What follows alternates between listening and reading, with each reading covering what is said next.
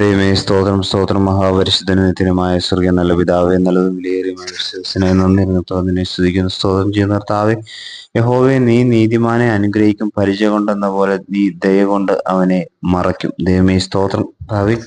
ഈ പ്രഭാതത്തിൽ അടുക്കി വന്നിരിക്കുന്ന നല്ല വചനത്തിനായി നന്ദി പറഞ്ഞത്തോളം നിന്നെ സ്തുതിക്കുന്നു, സ്തോത്രം ചെയ്യുന്ന കർത്താവേ. നീതിമാനെ അനുഗ്രഹിക്കുന്ന ദൈവത്തെ ഈ പ്രഭാതത്തിൽ സ്തുതിക്കാം, മഹത്വപ്പെടുത്താം, സ്തോത്രം ചെയ്യാം. ഈ അനുഗ്രഹങ്ങളെ പ്രാപിപ്പാൻ തക്കണം കർത്താവെ. അടിയങ്ങളുടെ ജീവിതങ്ങളെ നീ ഒരുക്കുമാറാകണമേ എന്ന് പ്രാർത്ഥിക്കുന്നു. അടിയങ്ങളുടെ ജീവിതം ഹല്ലേലൂയ നീതിയുള്ള ജീവിതമായി തീരുവാൻ തക്കണം സഹായിക്കുമാറാകണമേ എന്ന് പ്രാർത്ഥിക്കുന്നു.